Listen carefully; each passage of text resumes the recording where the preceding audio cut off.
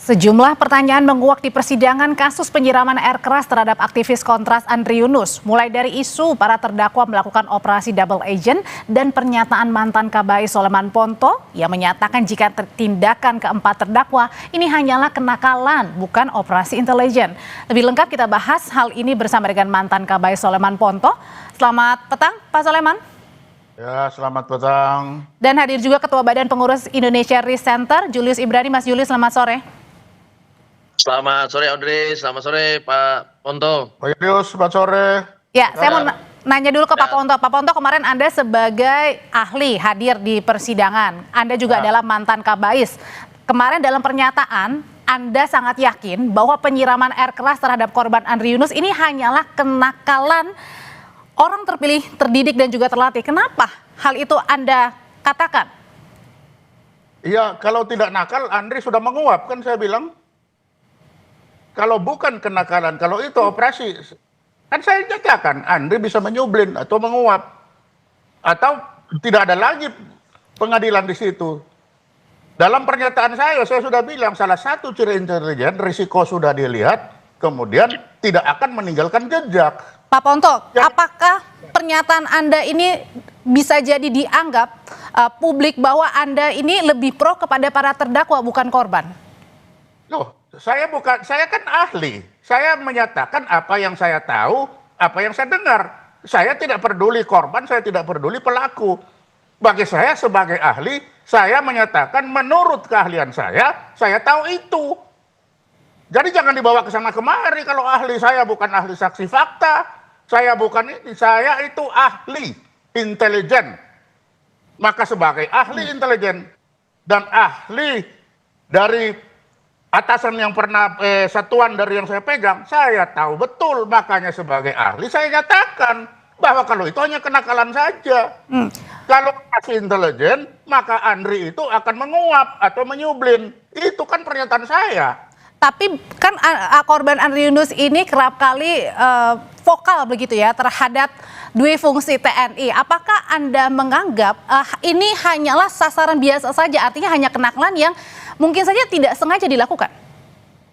Atau sengaja? Ya, kan di situ juga saya bilang kita tidak pernah tahu apa isi hati dari orang-orang ini. Di pengadilan juga dinyatakan bahwa mereka impulsif. Ya kalau ada sesuatu kan di pengadilan juga mereka bilang kami ini sakit hati karena Andri selalu merusak nama TNI. Lah itu urusannya dia. Kalau dia sakit hati dan tidak begitu, ya itu kan urusannya dia, bukan urusannya saya. Oke, Mas Julius. Saya itu adalah kenakalan. Oke, kalau mereka melaksanakan operasi untuk itu, Andri hilang, itu aja. Oke, apakah Anda setuju dengan pernyataan Pak Ponto bahwa ini hanyalah kenakalan biasa, kenakalan orang-orang terlatih, terdidik? Ya jelas gini Audrey, yang perlu kita pahami dalam kategorisasi kenakalan anggota di berbagai riset dan temuan fakta yang kami temui, itu selalu tidak ada relasinya dengan kepentingan institusional. Kenakalan misalnya apa? Ketika dia mendatangi tempat-tempat karaoke, ketika dia merusak warung Madura dan segala macamnya. Tetapi ketika frame awalnya adalah ini kaitannya dengan nama baik TNI, kaitannya dengan RUU TNI dan segala macamnya, kami tidak pernah menemukan kenakalan dengan model motif isu yang berbasis institusional, apalagi terhadap proses pembentukan peraturan undang-undangan yang formal. Itu yang pertama. Yang kedua, saya paham yang dimaksud Pak Ponto itu adalah standar operasi intelijen yang begitu terencana melalui observasi, tidak boleh ada jejak, tidak boleh ada kamera dan segala macam. Tetapi kita lupa juga Audrey bahwa dalam satu situasi yang latar belakang anggotanya dengan anggaran yang kurang untuk program, untuk training, untuk simulasi dan segala macamnya, kemudian dihadapi pada satu instruksi komando untuk melakukan operasi, nah itu tentu akan berpotensi sebagai satu bentuk operasi yang gagal. Kita bisa lihat misalnya contoh, nggak usah jauh-jauh Andre, kita balik ke Agustus tahun 2025 yang lalu, betapa banyaknya anggota BAIS yang tertangkap tangan sebagai pericuh pada saat demonstrasi besar-besaran di Agustus kemarin, dan kemudian ID card-nya terbuka dan segala macamnya. Ini satu situasi yang wajar mengingat Oke. tentara kita, intelijen kita masih butuh banyak penguatan, masih butuh banyak pelatihan dan Mas segala Julius. macamnya untuk mencapai standar yang Pak Ponto sampaikan tadi. Jadi kegagalan-kegagalan seperti ini adalah resultante dari situasi yang memang jadi yang ingin Mas saat ini Julius relevan gitu. Jadi yang ingin Mas Julius sampaikan bahwa ini bukanlah hanya sekedar kenakalan orang-orang terpilih. Bahkan kalau tadi dinyatakan oleh Pak Ponto, kalau memang ini serangan intelijen bisa jadi korban hilang. Iya betul sekali, makanya saya katakan tadi antara isu dan kemudian aksinya dan jumlah yang terlibat ini tidak relevan dengan kenakalan-kenakalan pribadi. Itu tidak pernah kami temukan dalam beberapa riset kami. Itu yang pertama. Yang kedua tadi soal standar, mencapai standar itu artinya mencapai keberhasilan. Tidak selalu setiap operasi itu berhasil, Audrey. Apalagi dengan kondisi intelijen kita saat ini seperti ini, dan kemudian tentara kita juga seperti ini yang butuh banyak dukungan, butuh banyak pelatihan, butuh banyak program dan segala macam. Jadi kegagalan hingga terbongkar seperti saat ini dan Agustus kemarin telah terbukti juga terbongkar kok. Adalah hal yang lumrah-lumrah saja begitu loh. Jadi bukan berarti secara teori dia harus memenuhi standar, ketika gagal kita katakan itu bukan operasi. Tidak begitu logika berpikirnya, Audrey. Oke, nah Pak Ponto balik lagi ke pernyataan Anda kemarin sebagai ahli di persidangan.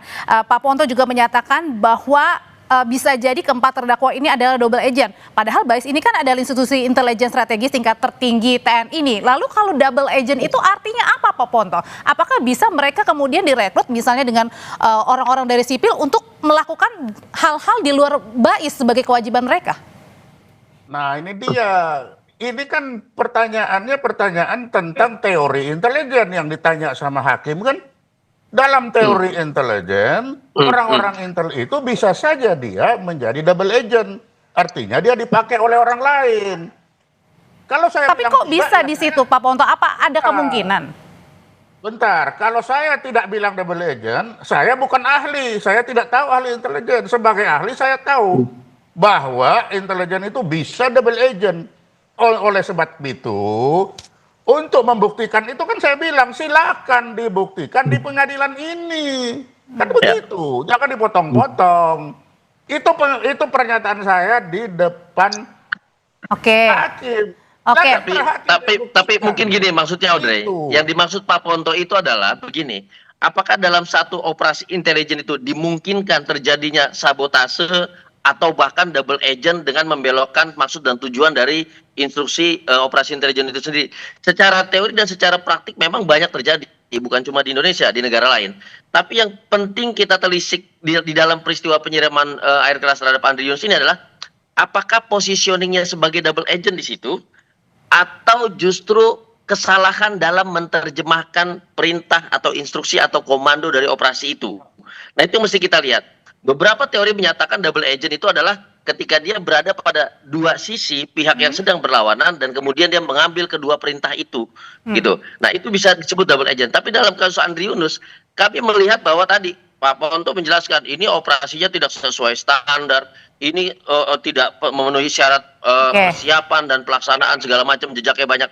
Justru di sini sepertinya yang lebih tepat adalah bukan situasi double agent, tapi situasi bagaimana menerjemahkan komando itu yang terburu-buru tanpa persiapan dan kemudian menimbulkan banyak jejak dan terbongkar begitu mudahnya. Artinya posisinya adalah kesalahan menerjemahkan komando untuk operasi. Mungkin itu yang lebih tepat, Audrey. Berarti kalau gitu berarti ada yang mengomandoi untuk melakukan tindakan kepada korban.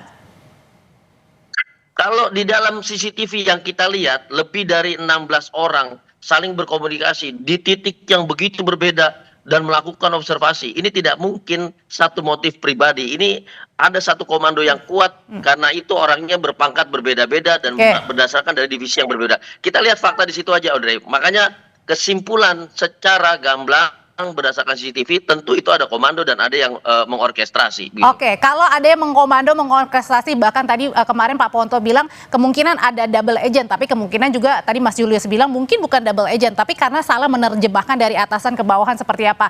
Nah kalau begitu artinya bahwa memang kalaupun ada penerjemahan dari atas ke bawah yang salah, berarti memang apakah ada niatan memang sejak awal ingin mencederai jelas-jelas korban Andri Yunus ini? Pak Ponto. Ya tentu. Saya ke Pak Ponto dulu, Mas Julius. Nah, kalau saya kan di pengadilan juga kita tahu bahwa pertama 4 orang itu bukan punya standar intelijen. Tapi standar mereka adalah pasukan.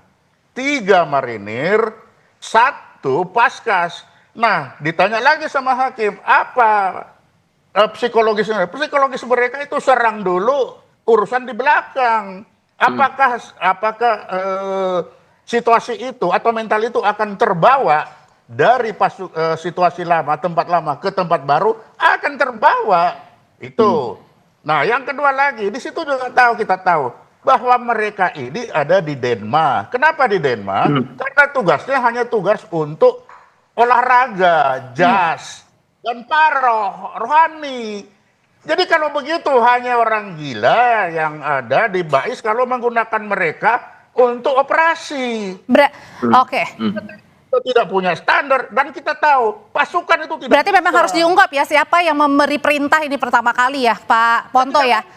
Loh, Oke. bagi saya tidak mungkin ada beri perintah. Bagaimana perintah? Dia sudah tahu dia itu orang yang tidak bisa dikendalikan sendiri. Nah, kita sudah tahu dia tidak punya landasan itu. Kita sudah tahu dia itu hanya dipakai untuk pelayanan. Jadi tidak mungkin ada yang mau menggunakan itu untuk baik. Oke, Pak Ponto, saya mau ke Mas Julius kalau gitu. Mas Julius, kita sudah lihat beberapa hari belakangan ini sidang maraton terjadi. Nah, tapi banyak kemudian yang publik juga bertanya-tanya, oke sidangnya terbuka. Tetapi kemudian ada beberapa majelis hakim yang menyoroti soal cara terdakwa yang menyerang Andri Yunus, kenapa tidak pakai masker, kenapa memakainya tumbler. Apakah Anda melihat bahwa kasus ini memang sebenarnya membuat dan mengungkap bahwa siapa dalang dibalik penyiraman air keras kepada Andri Yunus, atau justru sebaliknya membuat bingung publik? Tentu dari awal ya, Audrey, kami perhatikan misalnya satu yang paling fundamental itu adalah ketika Andri Yunus tidak diperiksa oleh penyidik dari POM militer. Itu pertama, sehingga keterangannya sebagai korban tidak didapatkan di dalam surat dakwaan. Itu saja sudah basisnya tidak ada. Itu yang pertama. Yang kedua adalah bagaimana menciptakan nuansa relasi pribadi, hubungan personal antara para pelaku dengan Andri, lalu menggunakan terminologi kenal, padahal berbeda maknanya dengan mengetahui dari media massa. Nah, dari situ kita melihat bahwa arahnya adalah dia mencoba mengkanalisasi, mencoba memprivatisasi, mencoba mempersonifikasi peristiwa ini sehingga tidak bisa kita tracing unsur komando atau bahkan unsur institusionalnya.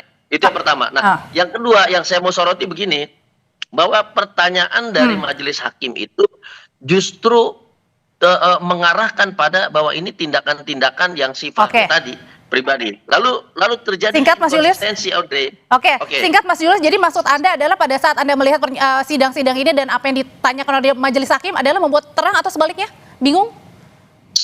Sebaliknya justru mengaburkan fakta bahwa ini bukan unsur personal. Itu saja. Oke, baik. Terima kasih, kami sudah tangkap untuk informasi dan pendapatnya. Terima kasih Mas Julius Ibrani. Pak Soleman Ponto, selamat malam. Ya, selamat malam. Terima kasih, Audrey.